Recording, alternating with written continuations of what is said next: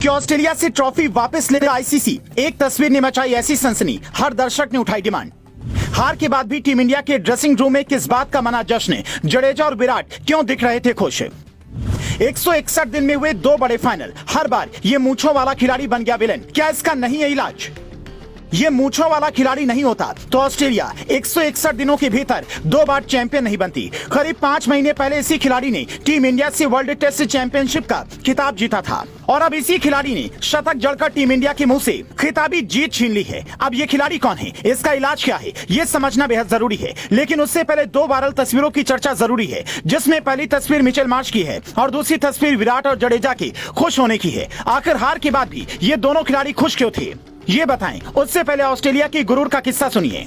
ऑस्ट्रेलियाई कप्तान PAT Cummins ने अपने इंस्टाग्राम अकाउंट पर जो पोस्ट डाली, उसमें जीत के बाद खिलाड़ी जश्न मनाते दिख रहे हैं। लेकिन फाइनल मुकाबले में सबसे कम योगदान देने वाले मिचेल मार्श ने सारी हदें पार कर दी। बैटिंग में सिर्फ 15 रन का योगदान और बॉलिंग में 2 ओवर में 5 रन देने वाले मिचेल मार्श ने ट्रॉफी के साथ गलत हरकत कर दी। वो हाथों में जाम लिए सोफे पर मुट्ठी भींच कर बैठे ट्रॉफी पर पैर रखे दिख रहे हैं, जिसके बाद हर फैन सवाल उठा रहा है। कोई कह रहा है कि इसके असली हकदार रोहित और विराट हैं। टीम इंडिया को यह ट्रॉफी मिलनी चाहिए थी जहां पर इसकी पूजा होती है, सिर से लगा कर रखा जाता। तो कोई कह रहा है कि आईसीसी को ऑस्ट्रेलिया से यह ट्रॉफी वापस ले लेनी चाहिए। हालांकि ऐसा कोई नियम नहीं है कि आप जीती हुई टीम से ट्रॉफी वापस ले लें, क्योंकि हर किसी के जश्न मनाने का तरीका अलग है। लेकिन इतना जरूर है कि ट्रॉफी का सम्मान होना चाहिए।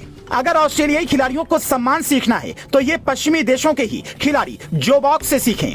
जब ऑस्ट्रेलिया ने इधर फाइनल का खिताब जीता तो उधर जोकोविच ने भी एटीपी का फाइनल खिताब जीता, पर उन्होंने ऐसी हरकत नहीं की, बल्कि ट्रॉफी के साथ इज्जत से पेश आए। हालांकि ये ट्रॉफी ऑस्ट्रेलिया की है, अब वो जो चाहें वो करें। पर सवाल ये कि विराट और जडेजा टीम इंडिया की हार के बाद भी खुश क्यों थे? ये तस्वीर देखिए, ड्रेसिंग रूम में कैसे सन्नाटा फंसा हुआ है। फील्डिंग कोच टी दिलीप बड़े ही भावनात्मक तरीके से अपनी बात शुरू करते हैं, फिर बेस्ट फील्डिंग के लिए मेडल का ऐलान करते हैं और वो मेडल विराट को मिलता है, जो जडेजा उठाकर देते हैं। दोनों के चेहरे पर खुशी दिखाई देती है। लेकिन जब टीम इंडिया हार के गम में डूबी थी और फील्डिंग की कई बड़ी गलतियों ने हमें ये मैच हरवा दिया, तो क्या ड्रेसिंग रूम में ये सेरेमनी होनी चाहिए थी? खुद फील्डिंग कोच ने हार को लेकर बड़ी भावुक बात कही। टीम इंडिया के खिलाड़ी हार के बाद ऑस्ट्रेलियाई खिलाड़ियों के आसपास नहीं दिखे, जिस पर ऑस्ट्रेलियाई मीडिया अभी से सवाल उठा रहा है। उनका कहना है कि भारत की हार के बाद पीएम मोदी ने ट्रॉफी देने में भी देरी कर दी, जबकि विदेशी मीडिया जो पहले पिच पर सवाल उठा रहा था, अब दावा कर रहा है कि भारतीय खिलाड़ियों ने भावनाओं में बहकर खेल भावना के खिलाफ काम किया है। लेकिन खेल भावना के खिलाफ असली काम तो ये ट्रॉफी पर पैर रखना है।